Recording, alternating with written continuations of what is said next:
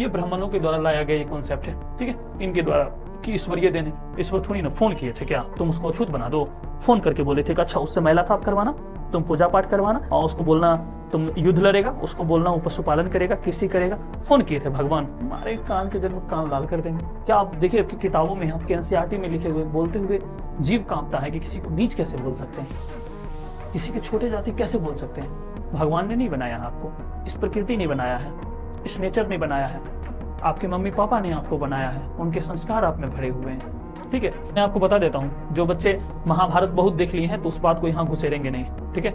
महाभारत को यहाँ पर ला करके रख देंगे नहीं, हम तो महाभारत में देखे थे कि अर्जुन ने ऐसा नहीं बोला था, अर्जुन ने कहा था कि नहीं, वो भी मारेंगे खटाक से। आप लोग यूट्यूब से ही ज्ञान लेकर सर इसमें ये आंसर था, इसमें ये आंसर था, इसमें ये था, इसमें ये था, इसमें ये था। नहीं कुछ याद रहे तो कुछ मत याद करिएगा, सिर्फ ये याद रखिएगा अम्बा और अम्बालिका किसकी पत्नी थी, विचित्रवीर्य की। ABCD मत रटिए, रटने से कुछ नहीं होगा, रटने से आप एग्जाम पास कर सकते हैं, 50 में 50 रटने से भी नहीं आएगा, कुछ कॉन्सेप्ट तो आपको जानने ही पड़ेंगे।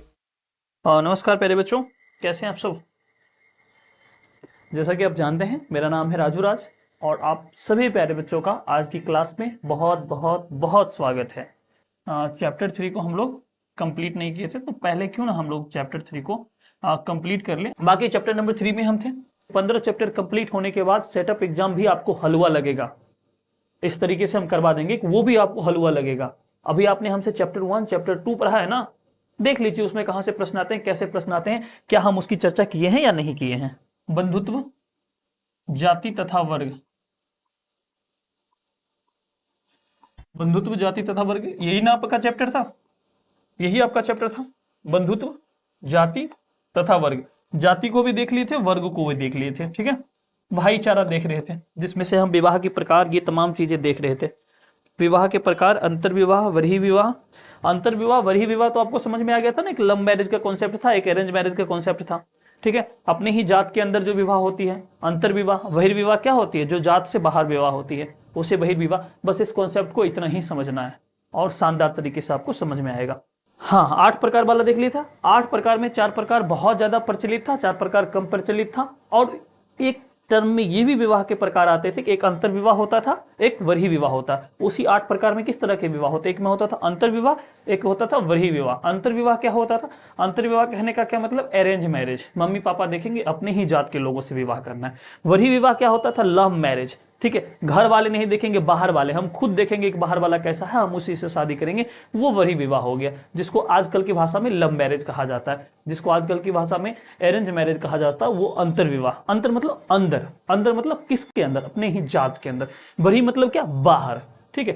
किसके बाहर, जात के बाहर, ठीक है। बस इतना याद रखिए, कॉन्सेप्ट क्लियर है यहां से, ठीक है। पीपीटी में देख लेते हैं क्या सब है, ठीक है।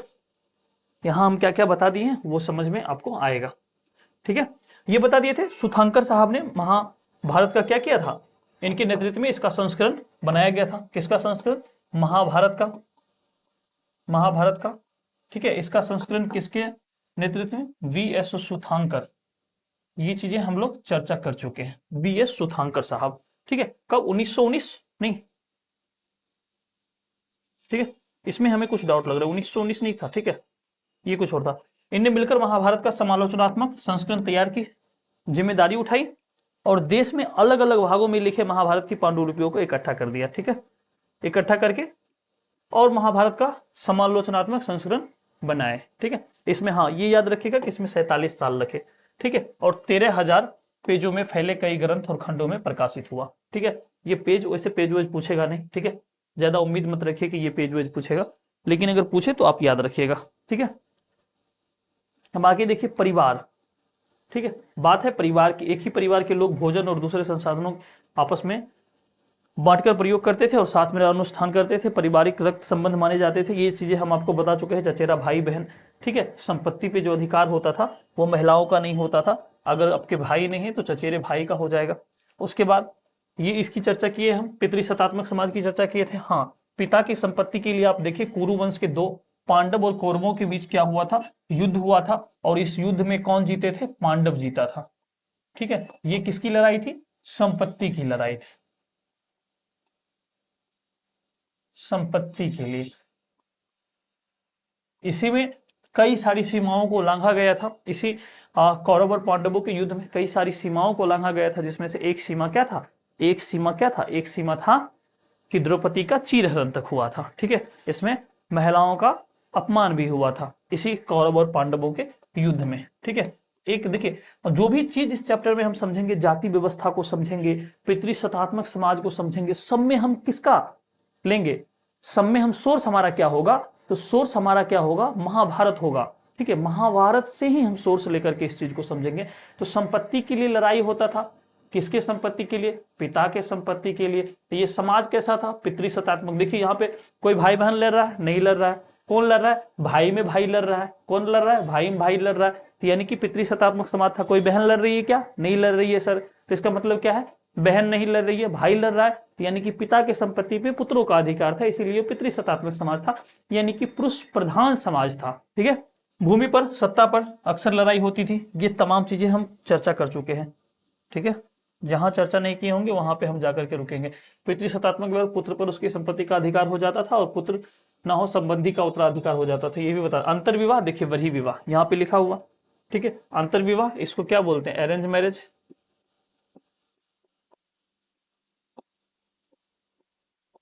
अरेंज मैरिज, अरेंज मैरिज, ये आपका लव मैरिज। ठीक है, लव मैरिज। ठीक है, गोत्र के बाहर यानी कि जाति के बाहर, ये जाति के अंदर, जाति में विवाह। ठीक है, ये आपको पता है। ठीक है, चलिए नेक्स्ट देखिए, कन्यादान, कन्यादान पिता का अहम कर्तव्य माना जाता था। ठीक है, कन्यादान का मतलब क्या होता है, मैं अपनी बेटी को दान कर रहा हूं। बेटी कोई वस्तु थोड़ी ना है, बेटी कोई वस्तु है जो कोई दान कर देगा। लेकिन उस समय कन्यादान होता था, आज भी कन्यादान होता है। कन्यादान बहुत गंदी प्रथा है, बुरी प्रथा है, बेटियों का दान थोड़ी ना किया जाता, कोई वस्तु थोड़ी ना है। बहरहाल कन्यादान का उस समय कर्तव्य माना जाता था। अब देखिए, आपको मैंने बताया था कि पिता का जो संपत्ति होता था उस पर बेटों का अधिकार होता था। हाँ, लेकिन जो महिलाओं को कहेंगे अफसर, महिला को तो किसी न किसी संपत्ति पर अधिकार होगा। हाँ था, जो उनके पिता के द्वारा दिया गया सामान है, जो उनको गिफ्ट में सामान मिले हैं, इन्हीं तमाम चीजों पे क्या होता था, पत्नी का अधिकार होता था, बाकी किसी चीज पे अधिकार नहीं होता था। यानी कि जो होता था संपत्ति, खानदान की संपत्ति जिसको कहते हैं, उस पे महिलाओं का अधिकार नहीं होता था।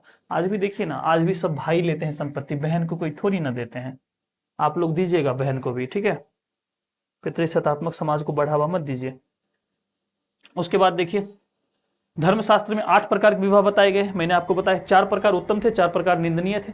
ठीक है, ये भी मैंने आपको बता दिया। स्त्री गोत्र की बात करेंगे इसमें प्रचलन, इसका मुख्य गोत्र आधार। हाँ, स्त्री का गोत्र, अब देखिए स्त्री का गोत्र कैसे होता था। स्त्री के गोत्र की बात करेंगे तो यहां पे सीधा सीधा समझिए, शादी के बाद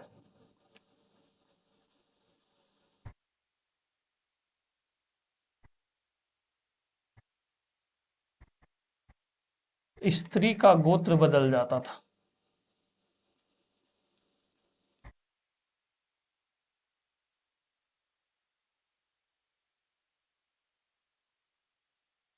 अब कहेंगे सर ये कैसे होता था, तो जैसे मान लीजिए देखिए, किसी का नाम हम नहीं लिखेंगे, एक्स, ठीक है, एक्स कुमारी है।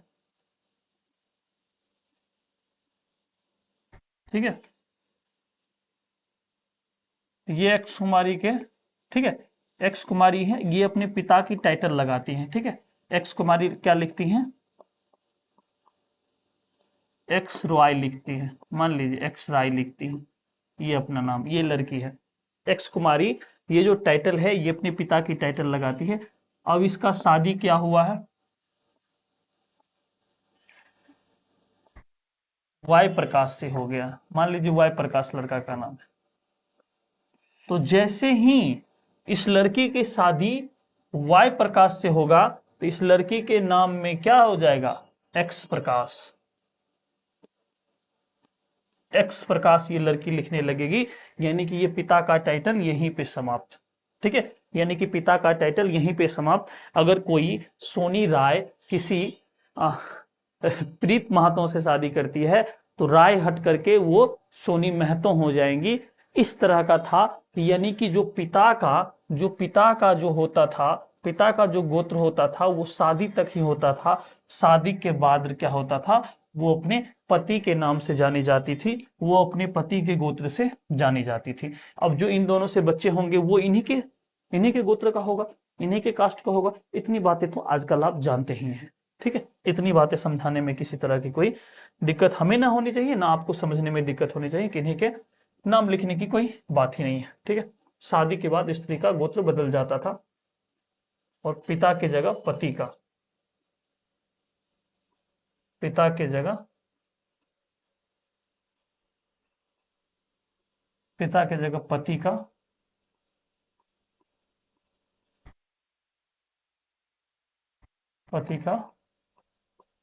गोत्र होता था। इतनी बातें तो सबको पता होगा, ठीक है। पेन गिर गया, लग रहा है ये क्वेश्चन पूछे जाएंगे क्या। चलिए, उसके बाद देखिए आपको बताए थे बहुपत्नी प्रथा भी इस समय प्रचलित था, ठीक है। सातवाहन राजा बहुपत्नी प्रथा, अब बहुपत्नी प्रथा प्रचलित था, जाहिर सी बात है कि बहुपत्नी प्रथा यहाँ पे प्रचलित था। और सातवाहन राजा हम आपको बताए थे गौतमीपुत्र सतकर्णी थे, वो क्या करते थे, वो क्या किए थे कि पितृसत्तात्मक समाज को चुनौती दिए थे और अपनी माँ के नाम से, गौतमीपुत्र सतकर्णी जो था, गौतमी उनकी माँ का नाम था, सतकर्णी उनका नाम हुआ करता। जैसे कि मेरा नाम है, मैं अपने नाम से पहले अगर मैं अपनी मम्मी का नाम लिखता हूँ तो क्या है, अपनी माँ को बढ़ावा दे रहे हैं एक तरीके से, यानी कि एक स्त्री को बढ़ावा दे रहे हैं। तो गौतमी पुत्र सतकर्णी वो लिखते थे और कहते थे पहले मेरी माँ का नाम है फिर मेरा नाम है, ठीक है। यानी कि वो पितृसत्तात्मक समाज को चुनौती देते थे, उस चीज को ये कट करते थे, ठीक है। पितृसत्तात्मक समाज को ये चुनौती देते थे। ओके, क्लियर है। ये एक बार आप लोग पढ़ लीजिएगा, समझ में आ जाएगा। क्या हमेशा क्षत्रिय राजा होते थे, आप कहेंगे नहीं हमेशा नहीं होते थे, लेकिन अक्सर होते थे, हमेशा नहीं होते थे, अक्सर होते थे, ठीक है। अगर 100 राजा बनते होंगे तो उसमें से 98-95 राजा क्या होते थे, क्षत्रिय ही होते थे। 4-5 राजा होते थे और क्षत्रिय होते, जिसमें से हम आपको कुछ उदाहरण देते, जैसे कि चंद्रगुप्त मौर्य, ठीक है, जैसे कि चंद्रगुप्त मौर्य, जैसे कि गौतमीपुत्र सतकर्णी, गौतमीपुत्र सतकर्णी ब्राह्मण था और चंद्रगुप्त मौर्य क्या था, ये थे वैश्य, उनको कह सकते हैं वैश्य, और शूद्र उनको कहा जाता था कि वो क्या है, मल्लाह जाति से आते थे, ठीक है। उन्हें वैश्य या शूद्र में आप रख सकते हैं, ठीक है। चंद्रगुप्त मौर्य क्षत्रिय था, बौद्ध ग्रंथ के अनुसार क्षत्रिय था। देखिए, ब्राह्मण कहते हैं कि चंद्रगुप्त मौर्य क्षत्रिय थे, मौर्य क्षत्रिय थे, लेकिन बौद्ध ग्रंथ के अनुसार उन्हें क्षत्रिय नहीं कहा जाता था। ये क्षत्रिय लिखा हुआ, ये क्षत्रिय नहीं कहा जाता, इन्हें बौद्ध ग्रंथ के अनुसार क्या कहा जाता था, ये मलेच्छ जाति से थे, ये क्या थे, मलेच्छ थे। इसी को लेकर के चंद्रगुप्त मौर्य क्षत्रिय नहीं थे, है ना, मौर्य वंश में। इतिहास में कई ऐसे राजा थे जो क्षत्रिय नहीं थे। देखिए, शुंग और कण्व ये भी ब्राह्मण थे, शुंग और कण्व ये ब्राह्मण थे, राजा बन सकते थे, इसके लिए जरूरी नहीं था कि वो क्षत्रिय कुल में पैदा हुआ हो।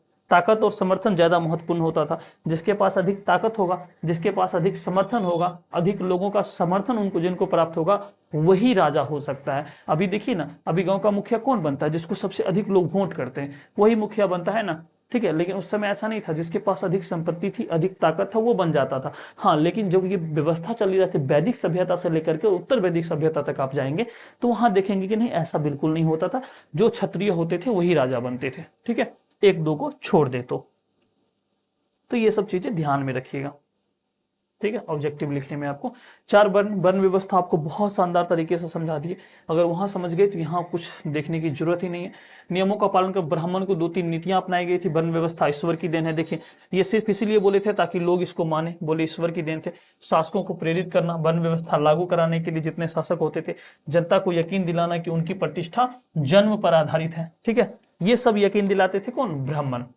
ब्राह्मणों ने 2-3 नीतियां अपनाई थी, ठीक है। किस लिए नीतियां ब्राह्मणों ने अपनाई थी, देखिए आज जितने सारे कॉन्सेप्ट आप देख रहे हैं, भगवान का कॉन्सेप्ट देख रहे हैं कि भगवान है, इन कॉन्सेप्ट कौन किनके द्वारा लाया गया, सीधे सीधी बात है, ये ब्राह्मणों के द्वारा लाया गया ये कॉन्सेप्ट है, ठीक है। इनके द्वारा कि ईश्वरीय देन है। ईश्वर थोड़ी ना फोन किए थे, क्या फोन किए थे, तुम उसको अछूत बना दो, फोन करके बोले थे कि अच्छा उससे मैला साफ करवाना, तुम पूजा पाठ करवाना, उसको क्या करना, उसको ईश्वरीय, उसको बोलना तुम युद्ध लड़ेगा, उसको बोलना वो पशुपालन करेगा, कृषि करेगा।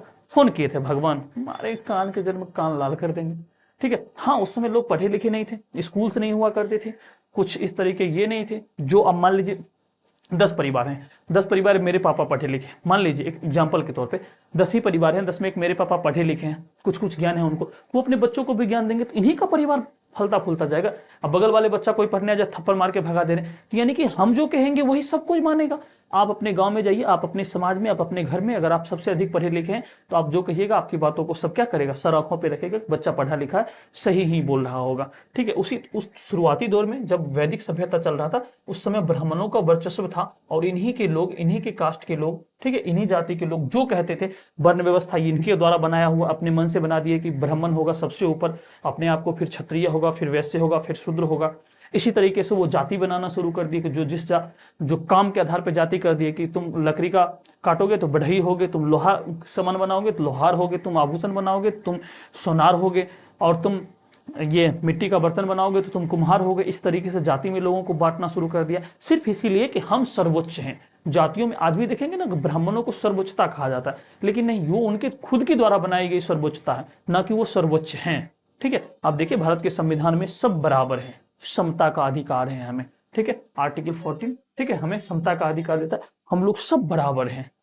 तो ये कब हुआ? ये 1947 के बाद, 1950 में जब संविधान लागू हुआ तब ये सारी चीजें कम होनी शुरू हुई। अभी भी कम नहीं हुआ है, लेकिन कम होना शुरू हुआ है कि ब्राह्मण फिर क्षत्रिय, ये जो खाई था ना, बहुत लंबा खाई था, ये खाई अब धीरे धीरे क्या हुआ है, कम हुआ है। ये खाई धीरे धीरे कम होते जा रहा है जब से संविधान लागू हुआ। लेकिन ये देखिए आज से 2000 साल पहले क्या था, 2000-2500 साल पहले क्या था। जातियों की बात मैंने आपको पता, जंगल में रहने वाले, शिकार करने वाले, निषाद, स्वर्णकार, ठीक है, ये सब हम अब 4 वर्णों के पर एकीकरण, जो 4 वर्ण में नहीं आते थे उन्हें क्या किया जाता था, अलग अलग वर्णों में रखा जाता था। जो संस्कृत बोलते थे उन्हें ही सही दृष्टि से देखा जाता था, जो संस्कृत नहीं बोलते थे उन्हें नीच कहा जाता था, नीच जाति का समझा जाता था। एक भाषा के आधार पर भी जाति डिस्क्रिमिनेशन होता था। ठीक है, उसके बाद देखिए एक कहानी के माध्यम से और देखिए जाति व्यवस्था को, अगर आपको समझना है एक और कहानी के माध्यम से देखिए कि जाति व्यवस्था उस समय कितनी हावी थी, वर्ण व्यवस्था कितनी हावी थी। एकलव्य का नाम सुना होगा आप लोगों ने, एकलव्य का नाम आप लोगों ने जरूर सुना होगा। ठीक है, एकलव्य का आपने नाम सुना होगा। एकलव्य क्या थे? एकलव्य जंगल में रहने वाले थे। ठीक है, ये जंगलों में रहते थे और ये नीच जाति के थे। मैं आपको एकदम आसान भाषा में समझाता हूं। जंगल में रहते थे और नीच जाति के थे। ये सब शब्द बोलते हुए ना, ये सब बोलते हुए मतलब क्या, आप देखिए आपकी किताबों में, आपके एनसीईआरटी में लिखे हुए, बोलते हुए जीव कांपता है कि किसी को नीच कैसे बोल सकते हैं, किसी के छोटे जाति कैसे बोल सकते हैं। मतलब जीव कांपता है बोलते हुए, थरथराता है, जीव थरथरा जाता है कि मैं क्या पढ़ा रहा हूं। हाँ, लेकिन आप लोग पढ़िए, इस चीजों को डिस्क्रिमिनेशन में मत देखिएगा कि कोई उच्च जाति के बच्चे होंगे, कोई नीचे जाति के, बिल्कुल आप लोग ये सब मत सोचिएगा। ठीक है, आप सिर्फ ये सोचिए कि आया कहां से है, कैसे आया, किस तरीके से आया। ठीक है, आप में से बहुत सारे बच्चे हमारे लिए स्टूडेंट हैं, हमारे लिए कोई जाति नहीं होता है। ना मैं अपनी जाति कभी देखता हूँ, ना मैं कभी बच्चों की जाति देखता हूँ, और देखना भी नहीं चाहिए एक शिक्षकों को, और ना बच्चों को भी अपने आप को जात में समेट करके रखना चाहिए। अपने माइंड पे भरोसा करना चाहिए, अपने दिमाग पे भरोसा करना चाहिए। आप में वो सुसुप्त भरी प्रतिभा है, जो आप सोच सकते हैं वो कर सकते हैं। भगवान ने आपको इस तरीके से बनाया है, भगवान ने नहीं, इस प्रकृति ने बनाया है, सॉरी, भगवान ने नहीं बनाया है आपको, इस प्रकृति ने बनाया है, इस नेचर ने बनाया है, आपके मम्मी पापा ने आपको बनाया है, उनके संस्कार आप में भरे हुए हैं। ठीक है, तो जाति किस हद तक हावी होता था, ये चीज यहां पे देखिए। वे नीच जाति के थे, अब जंगलों में रहते थे। कहां रहते थे? जंगलों में रहते थे। अब एकलव्य एक दिन क्या होता है, एकलव्य एक दिन द्रोणाचार्य, अब देखिए द्रोणाचार्य क्या थे कि द्रोणाचार्य पांडवों को शिक्षा देते थे। ठीक है, पांडवों को शिक्षा देते थे। तो एक दिन क्या होता है, देखिए अब क्या होता है कि मैं आपको बंदूक चलाना सिखाऊंगा, तो बंदूक तो हम आपको रोड पे चलाना सिखाएंगे नहीं, रोड पे चलाना सिखाएंगे, किसी को बंदूक लग गया तो मर जाएगा। तो जंगलों में ले जाकर के हम आपको सिखाएंगे, जंगल में आपको सिखाएंगे, देखो वो पेड़ है, उस पेड़ को मारना है, यूं खींचे छोड़ दिए, लगा खड़ा। इस तरीके से क्या होता था, जंगलों में ही गुरु द्रोणाचार्य का आश्रम हुआ करता था। उसी में क्या हुआ कि ये शिक्षा ले रहे थे अर्जुन सभी भाई। तो इसमें एकलव्य क्या थे, जंगल में रहने वाले लोग थे, जंगल में रहने वाले लोग थे। इन्हें क्या कहा जाता था? नीच जाति का समझा जाता था। ये कंदमूल खा करके अपना जीवन व्यतीत करते थे और जंगलों में ही रहते थे। ठीक है, जंगली लोग इन्हें कहा जाता था। अब क्या होता है कि ये जाते हैं द्रोणाचार्य के पास और कहते हैं कि हे गुरुदेव, हमें भी धनुष चलाना सीखना है।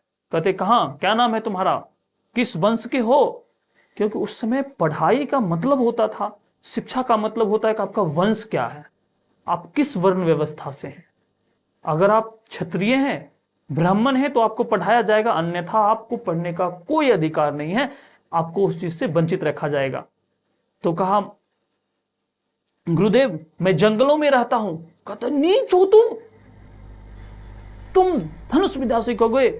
यहां पे कौरवों के पांडव भाई हैं, ये कुरु वंश के हैं, यहां क्षत्रिय और ब्राह्मणों को ही शिक्षा दी जाती है। उन्होंने कहा गुरुजी मुझे भी मन करता है धनुष चलाने का। तुम धनुष चलाओगे, संभव है क्या?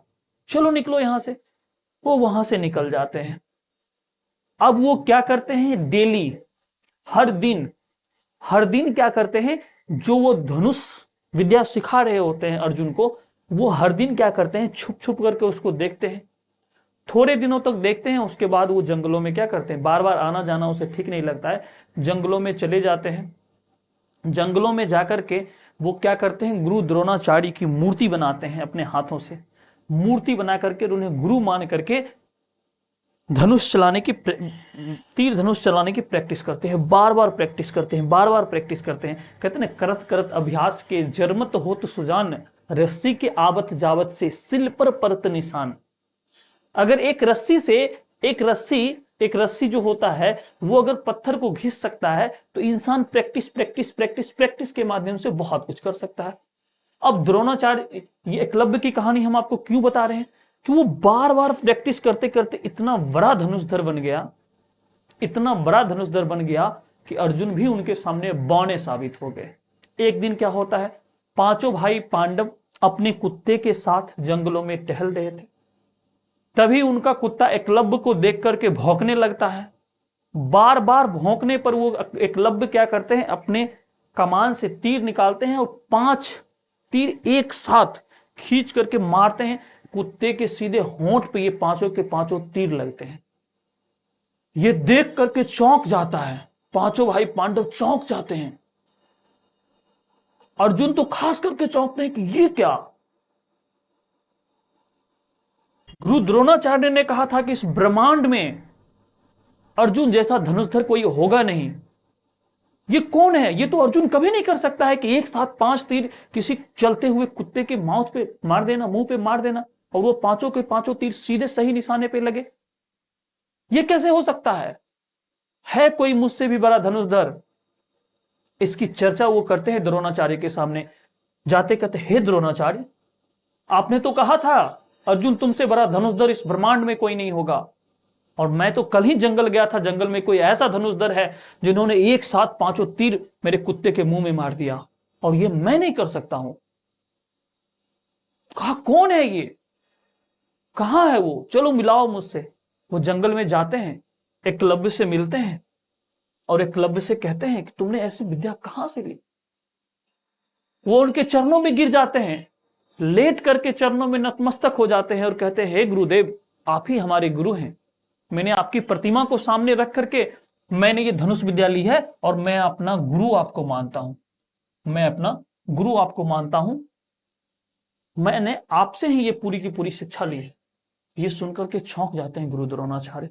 कहते हैं मैंने जिसे शिक्षा दी, जिसे मैंने कोशिश किया कि सबसे बड़ा धनुषधर बनाऊं, ये उससे भी बड़ा निकल गया और कहता है आपसे ही शिक्षा ली। तो कहते हैं ठीक है, मुझे गुरु मानते हो तो मुझे कुछ गुरु दक्षिणा चाहिए। कहा क्या गुरुवर बोलिए। तो कहा मुझे तुम्हारे अंगूठा चाहिए, दाहिने हाथ का अंगूठा चाहिए। एक किंचित मात्र, एक सेकंड भी नहीं सोचता है एकलव्य, और कमर से निकाल करके कहां सीधे काट करके अंगूठा उनके चरणों में रख देता है।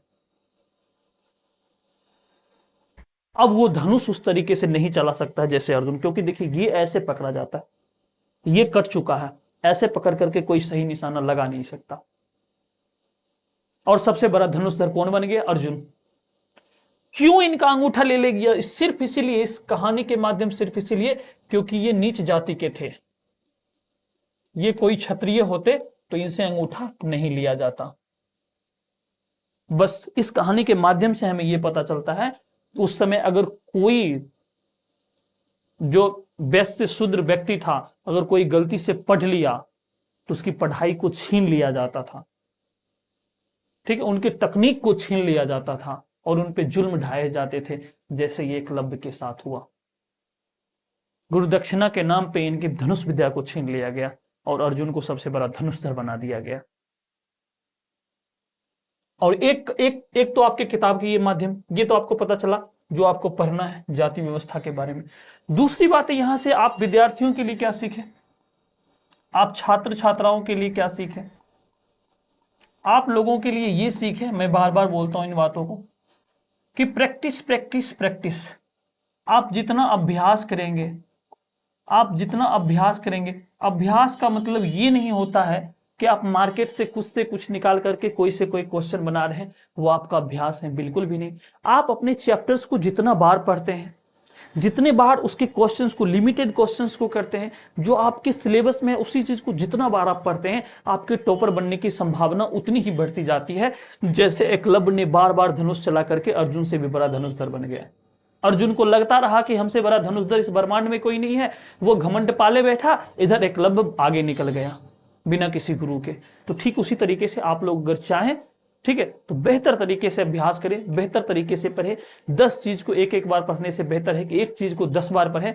आप जरूर सफल होंगे और आप जरूर टॉपर बनेंगे। तो इससे 2 बातें हमने सीखी। एक बातें तो क्या, एकलव्य नीच जाति का था, इसीलिए इससे क्या हुआ, अंगूठा ले लिया गया, ठीक है। इससे हमें क्या पता चला, जाति व्यवस्था की खाई कितनी बड़ी थी, ठीक है। नेक्स्ट चलिए, संपत्ति पर स्त्री पुरुष के अधिकार भिन्न भिन्न थे। आपको पता है जो संपत्ति पिता के होते थे वो पुत्र के होते थे। स्त्री का सिर्फ उसी चीज पे अधिकार था, जिन चीजों पे सिर्फ उसी चीज पर अधिकार होता, जो चीजें उन्हें ससुराल से दहेज में मिला है, दान में मिला है और गिफ्ट में मिला है, उसी पे सिर्फ महिलाओं का अधिकार होता था, बाकी किसी चीज पे नहीं, ठीक है। साहित्य स्रोतों का इस्तेमाल, इसमें हम लोगों ने क्या विशेष करके संस्कृत भाषा की पूजा पाठ कहानी इन्हीं तमाम चीजों से ली गई बातों की चर्चा की है। मूल कथा के रचयिता भाट सारथी, जिन्हें सूत कहा जाता है, ये क्षत्रिय योद्धा के साथ युद्ध में जाते थे। ये वही जाति व्यवस्था की बातें, मैं ये चीजें आपको समझा चुका हूं।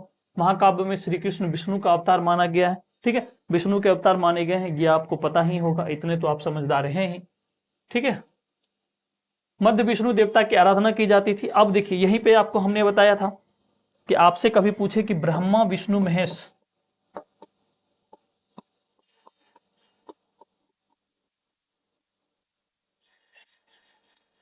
ब्रह्मा विष्णु महेश, इसकी परिकल्पना कब की गई, तो उत्तर वैदिक सभ्यता में,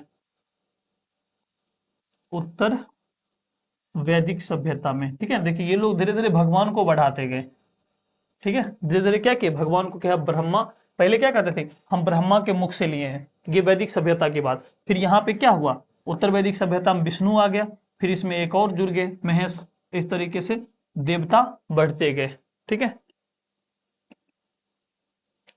अब देखिए बहुपत्नी प्रथा, अब बहुपत्नी प्रथा में क्या है, बहुपत्नी प्रथा में यानी कि बहुपति प्रथा तो आप जानते होंगे, बहुपत्नी प्रथा ये तो आपने सुना होगा। एक व्यक्ति के कई पत्नियां, एक व्यक्ति के कई पत्नियां, इसी को क्या बोलते हैं, बहुपत्नी प्रथा। लेकिन बहुपति प्रथा आप लोगों ने सुना है, बहुत कम सुने होंगे। बहुपति प्रथा यानी कि एक महिला के कई पति, ये बहुत कम सुनने को मिलता है, ठीक है। बहुपत्नी प्रथा तो आप देखे होंगे, बहुपत्नी प्रथा में अकबर, औरंगजेब, जहांगीर, ये सब क्या करते थे, बहुत सारी पत्नियों रखते थे, ठीक है। उसके बाद जो भी बड़े बड़े राजा होते थे, हिंदू धर्म के राजा हो या मुस्लिम के नेता हो, सॉरी हिंदू धर्म के बड़े बड़े राजा हो या मुस्लिम धर्म के बड़े बड़े राजा हो, ये सब क्या करते थे, अधिक एक से अधिक पत्नियां रखते थे। तो बहुपत्नी प्रथा तो समझ में आता है कि ये प्रचलन में था। लेकिन यहाँ पे ये भी देखने को मिला है कि बहुपत्नी प्रथा प्रचलन में था। तो आप कहेंगे सर कैसे प्रचलन में था, कैसे प्रचलन में था। तो आपको पता है कि जब द्रौपदी का स्वयंवर हुआ था तो उसमें कहा गया था जो मछली के आंख में तीर मारेगा, जो भी था वो कहानी मुझे उतनी नहीं पता, कि जो भी तीर मारेगा उसकी क्या हो जाएगी, द्रौपदी हो जाएगी। तो उसी में क्या हुआ था, अर्जुन अर्जुन ने उसको ये करके लाया था, लाया तो साथ में कौन आई, द्रौपदी। तो द्रौपदी को जब ये पांचों भाई जीत करके लाए थे, कौन, तो उसमें तीर चलाने वाले थे कौन, अर्जुन थे। लेकिन जब ये लेकर के आए तो सही मायनों में वो पत्नी होती, किसी एक की पत्नी होती, ठीक है।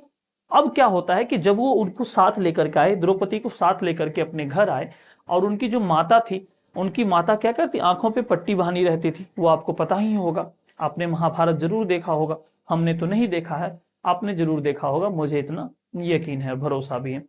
अब क्या होता है कि पीछे उनकी माँ इधर मुंह करके बैठी और पीछे से कहते हैं, युधिष्ठिर कहते हैं अपनी माँ से, हे माते, कहता है बोलिए पुत्र श्री, तो कहते हैं हे माते श्री, मैंने आपके लिए एक उपहार लाया हूं। अब देखिए क्या कहता है, एक उपहार लाया हूं। तो वो पलट करके कहती है कि ठीक है, जाओ बेटे, तुम अपने पांचों भाइयों में उस उपहार को बांट लो। ये सुन करके पांचों भाई स्तब्ध रहते हैं, कहते कि हे माते आप ये क्या बोल रही हैं। कहता हाँ बेटा, ये मेरी आज्ञा है, मेरी आज्ञा है ये, कि तुम जाओ और इसे पांचों भाइयों में बांट लो। और मां की जो आज्ञा होती थी वो ईश्वर की लकीर के बराबर होती थी। उन पांचों भाइयों ने कहा ठीक है, आज से द्रौपदी हम पांचों भाइयों की पत्नी हैं। तो एक द्रौपदी और 5 पति,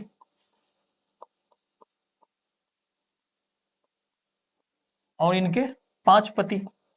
तो क्या हुआ, ये बहुपत्नी प्रथा, ठीक है। तो ये द्रौपदी के माध्यम से आप समझ सकते हैं कि उस समय बहुपत्नी प्रथा थी, ठीक है। जब द्रौपदी की थी तो कई सारे के होंगे, ठीक है, कई सारे के होंगे। एक उदाहरण के तौर पे आप द्रौपदी को समझ सकते हैं, ठीक है। महाभारत एक गतिशील ग्रंथ था, ठीक है। दुर्योधन पांडव कौरव को जानते होंगे। ये देखिए, ये आपको पता होने चाहिए, ये पूरा का पूरा जो ये ग्राफ बना हुआ है, ये आपको अच्छे से पता होने चाहिए। अगर ये आपको पता नहीं रहेगा तो फिर दिक्कत होगा।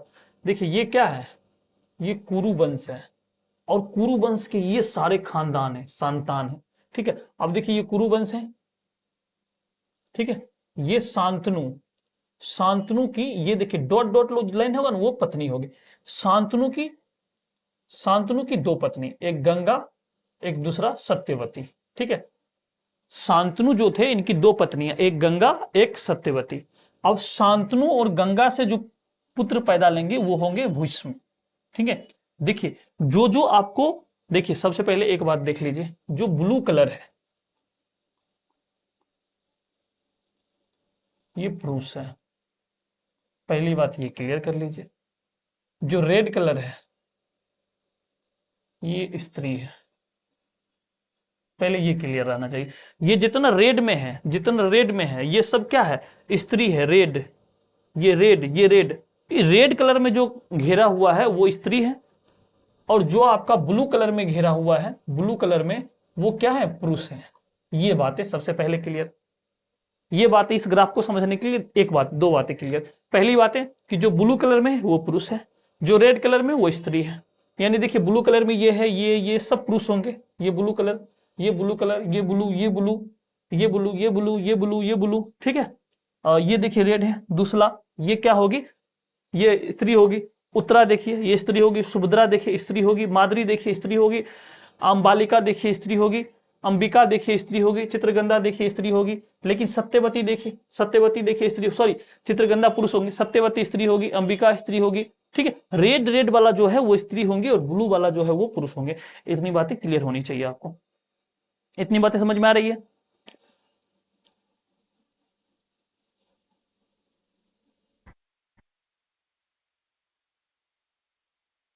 ठीक है। और एक बात मैं आपको बता देता हूं, जो बच्चे महाभारत बहुत देख लिए हैं तो उस बात को यहां घुसेरेंगे नहीं, ठीक है। महाभारत को यहां पर ला करके रगड़ेंगे नहीं। हम तो महाभारत में देखे थे कि अर्जुन ने ऐसा नहीं बोला था, अर्जुन ने कहा था कि नहीं वो भी रहने दीजिए, मारेंगे कटाक से, बहुत गुस्सा चढ़ेगा मुझे, मारेंगे, हिल जाओगे आप, ठीक है। आप अगर महाभारत देखा तो अपने तक रखिए, ठीक है, वो यहाँ पे काम आने वाली नहीं है, ठीक है। सिर्फ और सिर्फ उसके कुछ अंश को लेकर के मैं आपको समझाने की कोशिश कर रहा हूं। आपने महाभारत देखा है, देखिए, जम करके अपने दिमाग में रखिए। हाँ, लेकिन ध्यान रखिएगा कि महाभारत को लिखने मत बैठ जाइएगा एग्जाम में, नहीं तो वो आपके एग्जाम में बहुत बड़ा डेंट साबित होगा आपके लिए। ठीक है, तो गलती से भी नहीं। ठीक है बाबू, गुस्सा नहीं होता हूं मैं, ठीक है, प्यार से मैं आपको समझा, मारूंगा नहीं, ऐसे कैसे मारेंगे, आप सब हमारे प्यारे बच्चे हो। ठीक है, मारते वारते हम किसी को नहीं है। तो ये रेड वाला, ब्लू वाला पुरुष और रेड वाला स्त्री। बस देखिए, जो आपसे पूछा जाएगा यहां से आपको क्लियर रहेंगी चीजें। नहीं तो आपको देखिए क्या होता है ना, बहुत सारे लोग बेवकूफ, बहुत सारे क्वेश्चन ऐसे मुझे बच्चे बोलते हैं, हम जानते हैं कि वो सब यूट्यूब पे गलत बताए हैं, लेकिन मैं किसी शिक्षक को कुछ क्यों ही बोलूं। ठीक है, आप लोग यूट्यूब से ही ज्ञान लेकर, सर इसमें ये आंसर था, इसमें ये आंसर था, इसमें ये था, इसमें ये था, इसमें ये था। गलतियां किसी से भी हो सकती है, लेकिन जानबूझ करके किया गया गलतियां गलतियां नहीं होती, गुनाह होता है। ठीक है, अब देखिए ये देख रहे हैं, ये डॉट लाइन, ये इससे संबंधित है। अब देखिए ये शांतनु क्या है, शांतनु पुरुष है, शांतनु की दो पत्नियां। ठीक है, ये डॉट लाइन वाला देख रहे हैं, ये डॉट लाइन वाला पत्नी से, पत्नी जिसकी होगी डॉट लाइन से, बच्चे सीधा लाइन। अगर डॉट डॉट लाइन है, डॉट डॉट लाइन है, तो ये क्या होगी, पत्नी होगी। और ये सीधा लाइन है, तो ये क्या होंगे, उनके बच्चे होंगे। ठीक है, तो ये भी ध्यान रखिएगा। ठीक है, अब देखिए ये शांतनु थे, शांतनु की दो पत्नी थी, एक थी गंगा, दूसरी थी सत्यवती। ठीक है, अब देखिए शांतनु और गंगा से जो पुत्र की प्राप्ति हुई इस पत्नी से, शांतनु की दो पत्नी, एक सत्यवती और दूसरी गंगा, तो शांतनु और गंगा से जो पुत्र प्राप्ति हुई उनका नाम था भीष्म। ठीक है, आप कहते हैं ना गंगा पुत्र भीष्म। ठीक है, गंगा पुत्र भीष्म, यानी कि भीष्म की मां की नाम क्या था, गंगा था। ठीक है, आपसे पूछ देगा भीष्म क्या मां का नाम क्या था, गंगा। अब देखिए शांतनु और सत्यवती से जो पुत्र की प्राप्ति हुई वो थे चित्रगधा, चित्रगंधा। ठीक है, और इससे दो पुत्र की प्राप्ति हुई, एक चित्रंगद और दूसरा विचित्र वीर्य।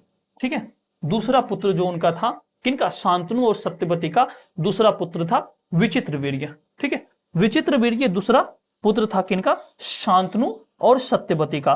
तो आपको पूछ दे विचित्र वीर्य की मां का क्या नाम था, विचित्र वीर्य के मां का क्या नाम था, तो आप क्या कहेंगे, विचित्र वीर्य जो थे, विचित्र वीर्य जो थे, इनके मां का नाम देखिए, इनके मां का नाम क्या है, इनके मां का नाम है सत्यवती, पिता का नाम है शांतनु। ठीक है, अब विचित्र वीर्य को देखिए, विचित्र वीर्य की दो पत्नियां, फिर इनकी दो पत्नियां, पहली पत्नी अंबिका और दूसरी क्या, अंबालिका। तो आपसे क्वेश्चन ये पूछेगा विचित्र वीर्य की पत्नी कौन कौन थी, अंबिका, अंबालिका, किनकी पत्नी थी, तो विचित्र वीर्य की। अब देखिए अंबिका और विचित्र वीर्य से जो बच्चे होंगे, ठीक है, अंबिका और विचित्र वीर्य से जो बच्चे होंगे वो बच्चे यहां देखिए, मैं आपको पूरा अभी बायोलॉजी पढ़ा रहा हूं क्या, इन दोनों के जो बच्चे होंगे, इन दोनों के बच्चे, उनका नाम देखिए यहां, धृतराष्ट्र। धृतराष्ट्र की माता का नाम था अंबिका और पिता का नाम था विचित्र वीर्य। ठीक है, धृतराष्ट्र के माता का नाम था अंबिका और पिता का नाम था विचित्र वीर्य। अब देखिए धृतराष्ट्र की पत्नी कौन थी, गंधारी। ठीक है, धृतराष्ट्र की पत्नी का नाम क्या था, गंधारी। और गांधारी और धृतराष्ट्र के जो पुत्र थे वो दुर्योधन, दुशासन, ठीक है, दुसला, दुशासन, वे अन्य, ठीक है, अन्य पुत्र थे। ठीक है, ये स्वभाई थे ना। ठीक है, अब देखिए 97 अन्य पुत्र थे। अब देखिए ये धृतराष्ट्र, ठीक है, अब आपको कहेगा कौरव जो भाई थे वो किनके, तो धृतराष्ट्र और गांधारी के पुत्र थे। अब देखिए शकुनी, ठीक है, शकुनी, ठीक है, शकुनी जो देख रहे हैं ये शकुनी कौन थे, धृतराष्ट्र के, गांधारी के भाई थे।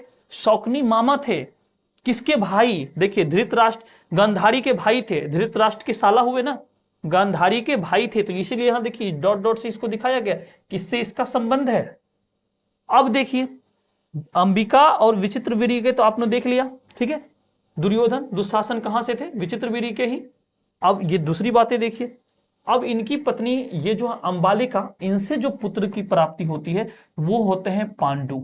इनसे एक ही पुत्र होते हैं जिसका नाम होता है पांडु, और पांडु की एक पत्नी होती है कुंती और दूसरी पत्नी होती है माद्री। ठीक है, पांडु की पहली पत्नी क्या होती है, कुंती, और दूसरी होती है माद्री। अब देखिए पांडु की एक पत्नी कुंती, दूसरी पत्नी माद्री। अब देखिए कुंती और पांडु के जो पुत्र होंगे वो होंगे युधिष्ठिर, भीम, अर्जुन। ठीक है, देखिए पिता एक ही हैं, मां दो थे। पांडव पांचों भाई एक ही मां के कोख से नहीं जन्म लिए थे। पांडव जो पांचों भाई थे एक मां के कोख से जन्म नहीं, पिता एक थे लेकिन मां अलग अलग थी। यहां पर भी तो बहुपत्नी प्रथा है। अब देखिए युधिष्ठिर, भीम और अर्जुन ये तीनों किनके, कुंती के पुत्र थे और पिता यहां पर भी पांडु हैं। ठीक है, नकुल और सहदेव की मां का नाम माद्री था और पिता पांडु हैं नकुल, और आगे देखेंगे इसमें सहदेव भी है। ठीक है, नकुल और सहदेव जो थे, नकुल और सहदेव जो थे वो किनके, उनके माता का नाम माद्री था। ठीक है, और अर्जुन, भीम और युधिष्ठिर थे, उनकी पत्नी का नाम, माता का नाम क्या था, कुंती था। अब आगे देखिए, और अब आगे देखिए किनके किनके शादियां होंगी, सबके शादी करवा दे रहे हैं आज। अर्जुन की शादी होगी सुभद्रा से और इनसे जो पुत्र की प्राप्ति होगी अभिमन्यु होगी, आप सबको पता है। अभिमन्यु की शादी होगी उत्तरा से। ठीक है, उत्तरा से जो पुत्र प्राप्त होंगे परिरक्षित होंगे, फिर परिरक्षित की शादी होंगे, उनसे जो पुत्र होंगे अजन्मे होंगे। तो ये अभिमन्यु तक हमें जाना ही नहीं है। ठीक है, हमें कहाँ रुक जाना है, अर्जुन तक ही रुक जाना है। ठीक है, अर्जुन तक ही रुक जाना है। यही बातें हम आपको समझा रहे थे कि यहाँ से कई सारे आपको प्रश्न पूछे जाएंगे, तो यहाँ से एक बार इसको देख लीजिएगा तो जिंदगी में कभी नहीं भूलिएगा। ठीक है, जिंदगी में आप कभी इस चीज को नहीं भूलिएगा। याद आपको क्या करना है, विचित्र वीर्य के बारे में प्रश्न पूछे जाते हैं। आपको गंगा पुत्र भीष्म, गंगा के पुत्र भीष्म ये पूछा जाएगा। नहीं कुछ याद रहे तो कुछ मत याद करिएगा, सिर्फ ये याद रखिएगा अंबा और अंबालिका किसकी पत्नी थी, विचित्र वीर्य की। ठीक है, इतना याद रखिएगा, काम आपका चलेगा। अब देखिए कर्ण के पिता का नाम अभी तक किसी को नहीं पता। ये कुंती के कोख से ही जन्म लिए थे कर्ण। ठीक है, कुंती की माता का नाम पूछे तो कर्ण, पिता का नाम कुछ नहीं। ठीक है, अब कहा था सूर्य पुत्र तो फलाना पुत्र ढिमकाना पुत्र कुछ नहीं। माता का नाम अगर कभी पूछा भी जाए तो माता का नाम कुंती। ठीक है, जो कर्ण, जो अर्जुन की माँ थी वही कर्ण की माँ थी, जो भीष्म की माँ थी वही कर्ण की माँ थी, जो युधिष्ठिर की माँ थी वही कर्ण की माँ थी। ठीक है, इतनी बातें बाबू आपको पता होनी चाहिए। महाभारत की रचना किसने की, अच्छा वेद व्यास जी किए थे। चलिए राइट आंसर डी। ठीक है, राइट आंसर डी। नेक्स्ट चलिए, महाभारत की रचना किस भाषा में हुई, ये तो बच्चा भी बताएगा, ये संस्कृत भाषा में हुई। किस भाषा में हुई, संस्कृत भाषा में हुई। नेक्स्ट चलिए, महाभारत का युद्ध कुरुक्षेत्र के मैदान में कितने दिनों तक चला, तो 18 दिनों तक चला। कुरुक्षेत्र का मैदान कहां है, तो हरियाणा में है।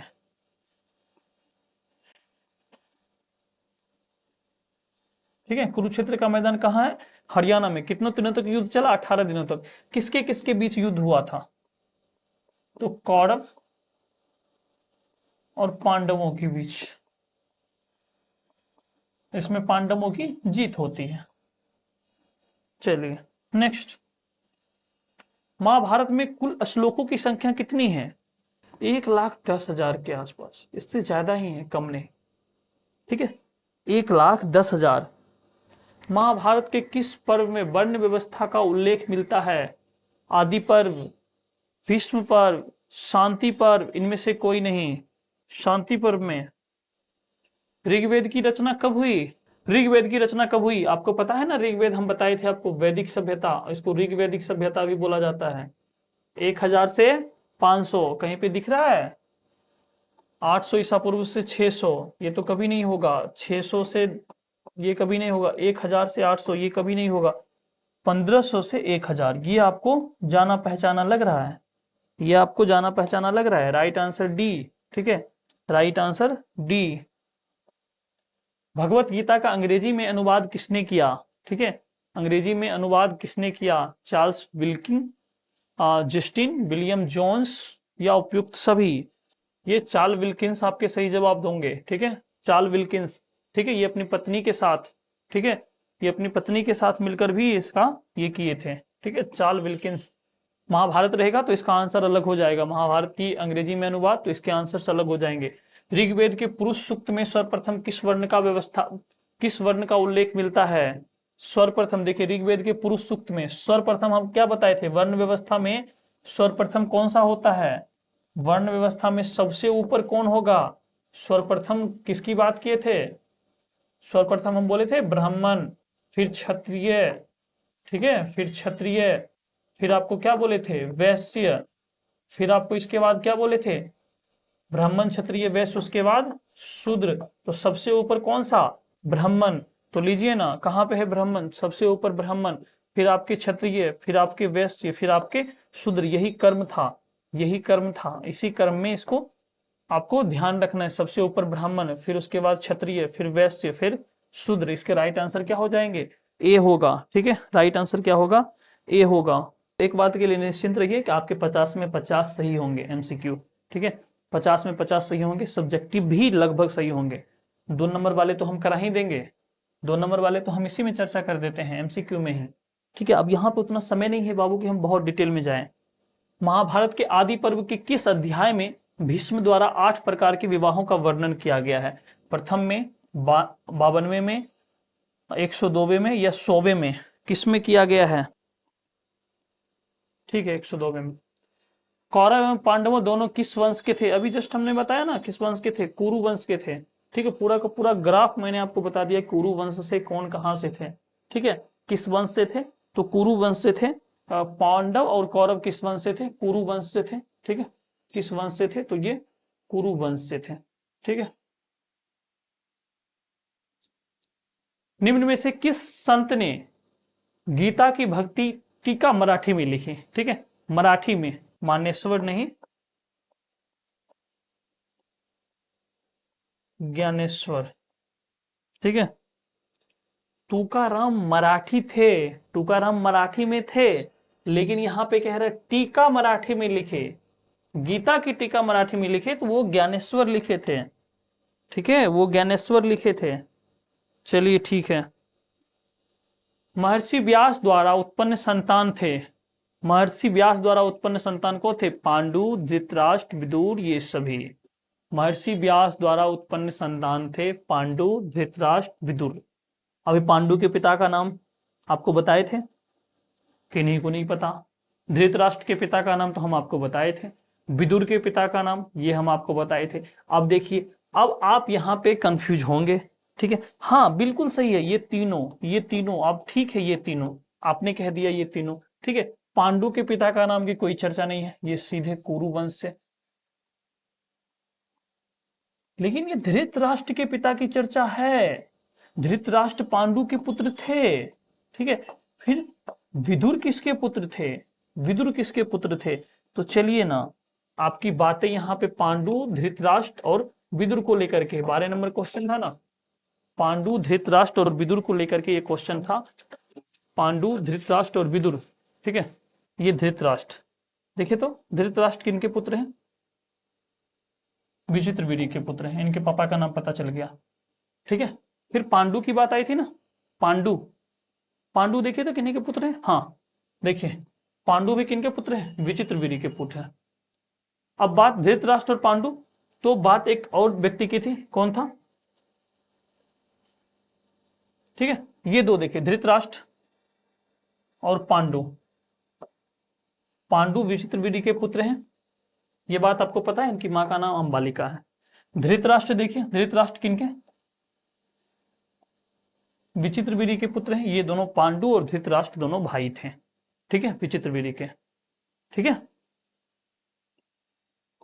और ये एक कहानी कहावत में कहा जाता है कि ये जो थे, ये दोनों के पिता के नाम तो हमें पता चल गया।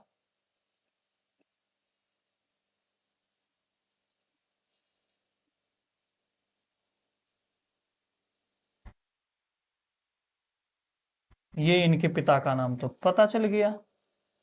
अब बच गया विदुर। अब आप ही बताइए कि इसका आंसर क्या होगा? अब आप ही बताइए बबुआ, इसका आंसर क्या होगा? अब इसके अकॉर्डिंग तो इसका आंसर होना चाहिए विदुर। देखिए, कुछ चीजें प्रैक्टिकली समझिए, ABCD मत रटिए, रटने से कुछ नहीं होगा। रटने से आप एग्जाम पास कर सकते हैं, 50 में 50 रटने से भी नहीं आएगा। कुछ कॉन्सेप्ट तो आपको जानने ही पड़ेंगे। ठीक है, जो रटने वाले बच्चे हैं वो कम से कम इतना समझिए, प्रत्यक्ष को प्रमाण की क्या जरूरत है। मैं तो अपने मन से नहीं बता रहा हूं आपको, मैं तो आपको एक प्रत्यक्ष स्वरूप बता रहा हूं कि देखिए कितने इसमें सब लोग ये लगवा देंगे डी, बोलो सियावर रामचंद्र की जय, यही सब पढ़ाते हैं ना, इसी तरीके से ना। तो ये पांडु और धृतराष्ट्र मैंने आपको बता दिया, ये इनके पित्र थे। इनकी माता का नाम और इनकी माता का नाम भी बता दिया। अंबिका इनकी माता का नाम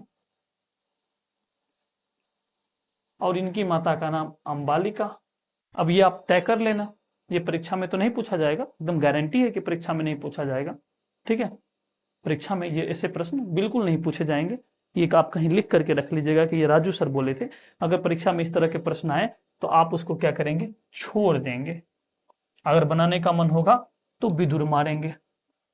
ठीक है, अगर वो बोर्ड गलत कर देता है तो आप क्या करेंगे, मेरा वो उठाएंगे और कहेंगे चलिए ये वाला देखिए तो, ये देखिए तो ये क्या लिखा हुआ है सर, सर क्या आप इसको गलत कर पाएंगे सर? सर कहेंगे नहीं हम तो नहीं कर पाएंगे। तो आपने ये आंसर क्यों गलत दे दिया? कहेगा नहीं नहीं हम गलत आंसर दिए ही नहीं। ठीक है, गलत आंसर दिए ही नहीं। तो इस बात का आप ध्यान रखिएगा। ठीक है, अन्यथा सब लोग इसको, ये सभी मतलब होता है हर प्रश्न में अगर ये सभी है तो ये सभी मार देंगे, ये गलत बात है ना। मैंने आपके सामने प्रस्तुत तथ्य जो थे तथ्य रख दिए। ठीक है, ये एक कर्मनियोगे धिकास्त्रे मां फलेषु कदाचरम श्रीमद् भगवत गीता के किस अध्याय में वर्णित है? प्रथम में, द्वितीय में, तृतीय में, चतुर्थ में, ये किसमें है? नेक्स्ट, गंगापुत्र किसे कहा जाता है? अभी मैंने बताया, गंगापुत्र किसे कहा जाता है? अर्जुन को, विदुर को, भीष्म को, पांडु को। अभी आपने देखा गंगापुत्र किसको कहा जाता है? भीष्म को कहा जाता है। वो वाला ग्राफ आप याद कीजिए। महाभारत के कितने प्रकार के विवाह का उल्लेख है? महाभारत के, यहाँ पे महाभारत की जगह आपको मनु स्मृति लिख दे, मनु स्मृति लिख दे। ठीक है, पौराणिक ग्रंथ लिख दे, पौराणिक ग्रंथ लिख दे। आप घबराइएगा नहीं, ये प्रश्न ऐसे पूछ सकते हैं, महाभारत कट कर देगा, ये लिख देगा, ये कट कर देगा, ये लिख देगा, और पूछेगा कितने प्रकार के, तो सब में आप लगाएंगे 8 प्रकार के। ठीक है, जिसमें से 4 प्रकार के बहुत प्रचलित थे और 4 प्रकार के कम प्रचलित थे। 4 बहुत प्रचलित थे, 4 कम प्रचलित थे। 8 प्रकार के विवाह का। ठीक है, महाभारत के। ठीक है, महाभारत के मनु स्मृति से पूछे, महाभारत से पूछे या आपके पौराणिक ग्रंथ से पूछे, इसके आंसर 8 ही होंगे। ठीक है, चलिए, घटोत्कच किसका पुत्र था? घटोत्कच किसका पुत्र था? ठीक है, ये भी एक कहानी थी, मैंने आपको नहीं बताया, लंबी लंबी कहानियां हैं। ठीक है, 2 घंटे में समाप्त होने होते। घटोत्कच किनका पुत्र था? तो ये भीम का पुत्र था। ठीक है, भीम का पुत्र था। यहाँ पर भी वो जाति प्रथा की बातें आती है। घटोत्कच की जो पत्नी होती है हिडम्बा, ठीक है, तो पूछ देगा घटोत्कच की माँ का नाम, माँ का नाम, तो माँ इसकी थी हिडम्बा, हिडम्बा। ठीक है, ध्यान रखिए, घटोत्कच की माँ और भीम की पत्नी। ठीक है, ये राक्षसी कुल की थी।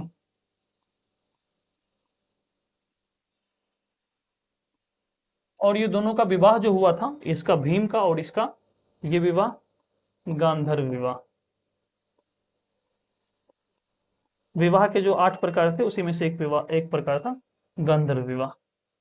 ठीक है, कहीं कहीं पर उसे राक्षसी विवाह का नाम भी दिया जाता है, लेकिन गांधर्व विवाह ज्यादा सटीक आता है। ठीक है, चलिए, गांधर्व विवाह, ये प्रश्न आपसे पूछा जा सकता है। भीम और हिडम्बा का जो शादी था वो कौन सा विवाह था? तो आप कहेंगे कि गांधर्व विवाह था। ठीक है, किस काल में वर्ण व्यवस्था वंशानुगत जाति में परिवर्तित हो गया? जाति में आपको पता है थे उत्तर वैदिक काल में, उत्तर वैदिक काल में, वैदिक काल में क्या था? वर्ण व्यवस्था था, वर्ण व्यवस्था, और ये जाति में बदला यहाँ आकर के, जाति में बदला यहाँ आकर के। कैसे बदला वो आपको पता है। ठीक है, इसका टाइम पीरियड आप देखेंगे, इसका टाइम पीरियड आप देखेंगे तो 1500 से 1000 BC, और इसका टाइम पीरियड आप देखेंगे 1000 से 600 BC। ये आपको क्लियरिटी के साथ पता होना चाहिए। ठीक है, द्रौपदी किसकी पत्नी थी? द्रौपदी आपको पता है 5 भाई की पत्नी थी। द्रौपदी किसकी पत्नी थी? ये इन 5 भाई की पत्नी थी। ठीक है, द्रौपदी किसकी पत्नी थी?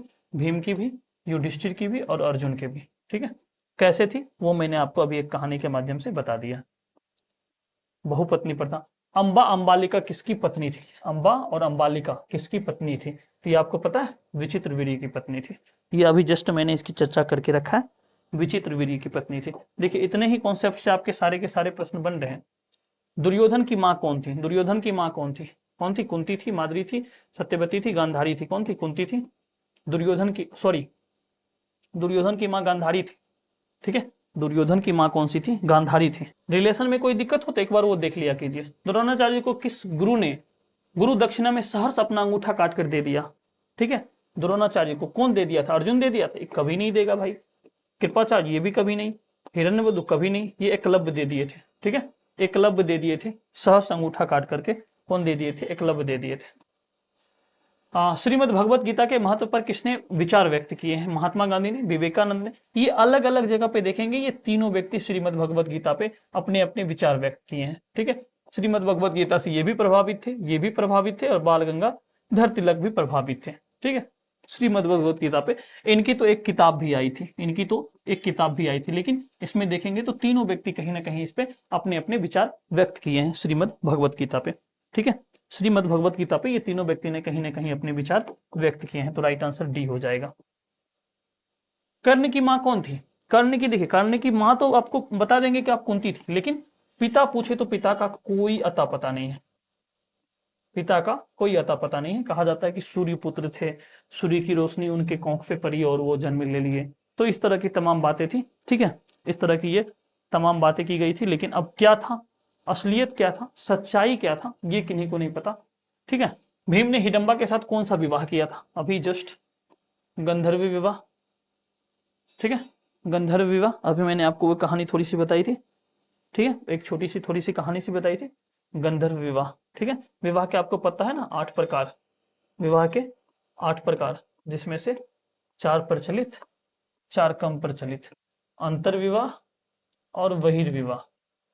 ठीक है, ये भी आपको पता है ना, बस ये ध्यान रखिएगा, यहां से अगर प्रश्न बनेंगे तो यही सबसे प्रश्न बनेंगे। हाँ, पांडु की पत्नी का नाम क्या था?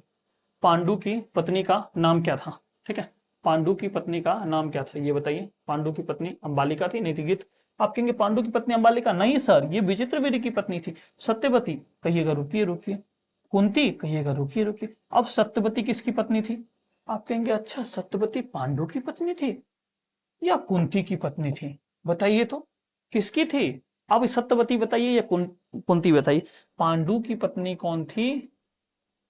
कुंती थी। और सत्यवती किनकी पत्नी थी? पांडु की 2 पत्नी, कुंती, एक गांधारी।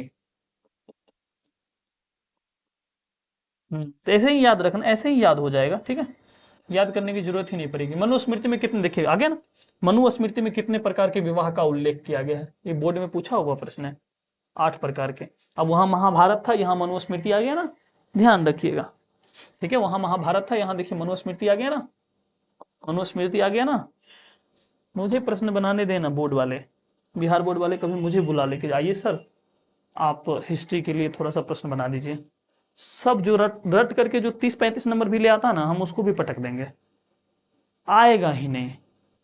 वो जो सोचेगा ना बी, वही गलती होगा, सोचेगा ना डी, वही गलती होगा। ऐसे ऑप्शंस बनाएंगे ना, ऐसे क्वेश्चंस बनाएंगे ना, लेकिन घबराइए नहीं, बहुत इजी क्वेश्चंस बनाए गए और बनाए जाएंगे आपके एग्जाम में। इससे बाहर एक भी, क्लास से बाहर एक भी नहीं आएगा, अगर आपने क्लास सही से किया है तो। चंडाल और स्पृश्य माने जाते थे, जब भी वे नगर में जाते थे तो उन्हें लकड़ी की आवाज, ठीक है, करके आना पड़ता था, ताकि लोग उन्हें देखने के दोष से बच सके। यह कथन किसका है?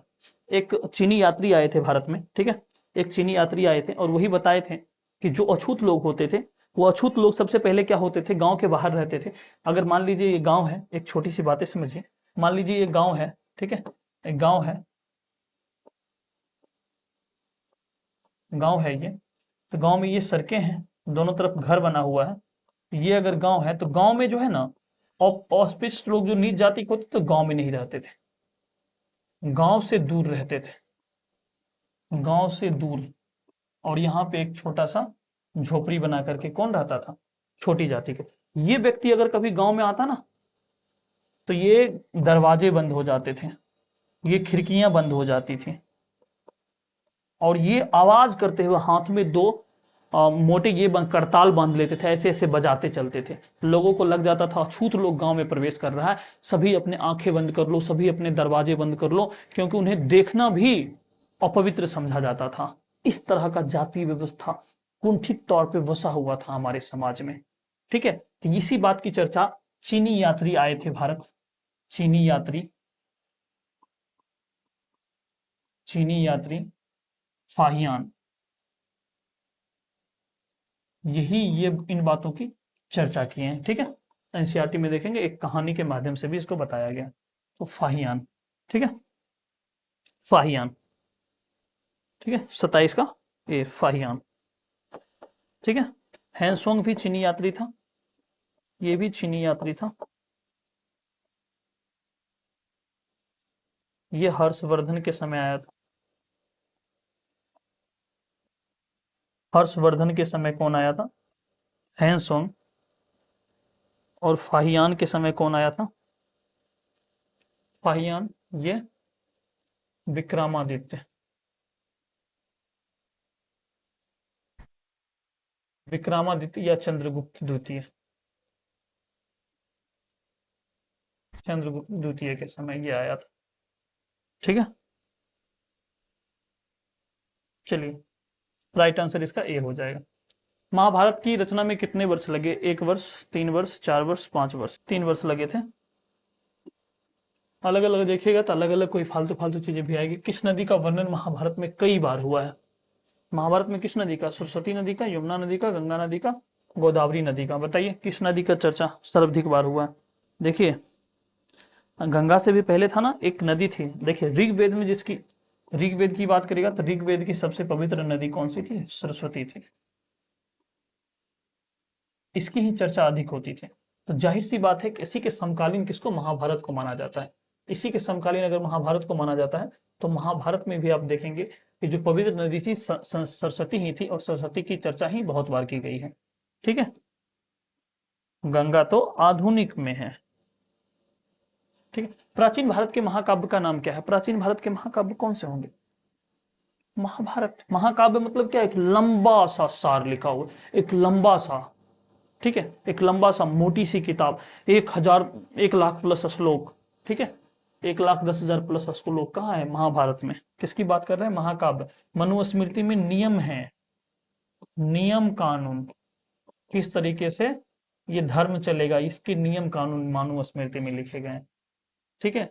इसमें वेद, इसमें मंत्र वगैरह की चर्चा है, मंत्र यज्ञ फलाना ढिमकाना की इसमें चर्चा, ये महाकाव्य है, ठीक है। अंतर समझिए, ठीक है, अंतर समझिए बाबू। वेदों की संख्या कितनी है? तो बच्चा भी बताएगा। वेद की संख्या 4 है। वेदों की संख्या कितनी है? ये तो कोई बच्चा बता दे, वेदों की संख्या कितनी है? 4। मैं कोशिश जरूर करता हूं कि एकदम नहीं के बराबर गलती करूं। अगर हाँ, क्या पता, हो सकता है कभी कभी बोलते बोलते कुछ जुबान से आ जाता है, क्योंकि बहुत सारे फैक्ट बाबू दिमाग में बसे हुए हैं। ऐसा नहीं है कि मुझे सिर्फ 12th की हिस्ट्री आती है, मुझे 6 की भी आती है, 7th की, 8 की, 9th, 11th, 12th, ग्रेजुएशन और पोस्ट ग्रेजुएशन तक की हिस्ट्री मैंने पढ़ रखा है। अब बताइए, हम पीजी वालों तक की हिस्ट्री अब दिमाग में चलते रहता। अच्छा, ये तो आप देखते होंगे किसी किसी टॉपिक पे हम बहुत कुछ बता देते हैं, उसका यही कारण है कि बहुत कुछ अंदर है। अब क्या ही करें, आ जाती है सामने। अब ऐसा तो नहीं है कि मैं 12th का एनसीईआरटी पढ़ के आता हूँ, उसमें क तो कहेंगे क, ख तो कहेंगे ख। नहीं, ऐसा नहीं है, हमसे नहीं होगा ऐसे कराना। आप कहेंगे कि नहीं सर, हमको बी वाला बी करिए ना, सी करिए ना, डी करिए, नहीं होगा हमसे। हम जो भी पढ़ाएंगे आपको कॉन्सेप्चुअल पढ़ाएंगे, कॉन्सेप्ट की क्लियरिटी के साथ बताएंगे, पढ़ाएंगे, समझाएंगे, ठीक है। थोड़ा सा यूनिक तरीका जरूर होगा। उसके बाद ये सब कुछ प्रश्न है, प्रश्न को एक बार देख लीजिएगा। इसकी चर्चा हम लोग किए। भारत में वर्णित विवाह के प्रकार 8 विवाह थे। ये सब आपको इतना नहीं पूछेगा, 2 नंबर में ये प्रश्न पूछे तो ठीक है, नहीं तो देखिए असुर विवाह, गंधर्व विवाह, राक्षस विवाह, पिचास विवाह, ब्रह्म विवाह, देव विवाह, आर्य विवाह, ठीक है। उसके बाद देखिए प्राचीन भारत में जाति प्रथा का वर्णन कीजिए। ये आपको पता ही है, ब्राह्मण, क्षत्रिय, वैश्य, शूद्र, ठीक है। ये सब ऐसे नहीं लिखिएगा आप, जैसे हम लिखाए हैं, इसको जैसे हम लिखाए हैं वैसे लिखिएगा, ठीक है। ब्राह्मण के सामने क्या लिखा है, वैश्य के सामने क्या लिखा है, शूद्र के सामने क्या लिखा है, वो आप वहां पे देख करके लिखिएगा, ठीक है।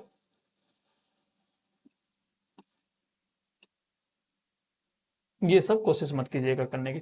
प्राचीन भारत में वर्ण व्यवस्था पर प्रकाश डालिए। वर्ण व्यवस्था पे आप प्रकाश डाल सकते हैं। कैसे वर्ण व्यवस्था की बात की गई थी कि ब्रह्मा के मुख से, फिर बाजू से, फिर जंघा से, फिर पैरों से, ठीक है। ये चीज की चर्चा आप कर दीजिएगा, काफी है। प्राचीन भारत में परिवार के महत्व पर प्रकाश डाली। परिवार कैसे होते थे? पितृसत्तात्मक परिवार होता था। परिवार में अगर पुत्र नहीं होते थे, उस पर संपत्ति का आधार पुत्री का बिल्कुल नहीं, चचेरे भाई बहनों का, ठीक है, चचेरे बेटों का, ठीक है, चचेरे जो भतीजे होंगे उनकी संपत्ति पर अधिकार होंगे। जो चचेरा होता था, मौसेरा, फुफेरा, ये सबसे क्या होते थे? खून के रिश्ते होते थे। ये सब मैंने आपको बताया है, श्रीमद् भगवत गीता का संक्षिप्त परिचय दीजिए, बस कुछ संक्षिप्त परिचय में सिर्फ वही लिख देना है, छोटी सी बातें, क्या 2-3 कहानियां जो मैंने आपको बताई। ये मत सोचिएगा कि सर यही चीजें तो लिखना है, नहीं बाबू। परीक्षार्थी यथासंभव अपने ही शब्दों में उत्तर लिखें, परीक्षार्थी यथासंभव अपने ही शब्दों में उत्तर लिखें। हम ये उम्मीद करते हैं कि मैंने चैप्टर नंबर 3 को कंप्लीट कर लिया है और चैप्टर नंबर 4 में हम लोग नेक्स्ट में चलेंगे, ठीक है। नेक्स्ट जो अपनी क्लास होगी, अगली क्लास चैप्टर नंबर 4 की होगी और इस तरीके से मेरा एंशिएंट हिस्ट्री खत्म हो जाएगा, ठीक है। इस तरीके से क्या होगा, एंशिएंट हिस्ट्री अपना खत्म हो जाएगा। ये जो आपका भाग 1 है और बुक 1, जिसको आप लोग प्राचीन इतिहास बोलते हैं, ये अगली क्लास में खत्म हो जाएगा। प्राचीन इतिहास बोलते हैं, ये क्या हो जाएगा, अगली क्लास में क्या हो जाएगा, ये समाप्त हो जाएगा, ठीक है। अगली क्लास में ये समाप्त हो जाएगा, प्राचीन इतिहास। आज के लिए यहीं तक रहने देते हैं, ठीक है। तब तक के लिए आप लोग हंसते रहिए, मुस्कुराते रहिए और प्लीज आप अपना बहुत ध्यान रखिए और बहुत जम करके पढ़ाई करिए। बहुत बहुत धन्यवाद।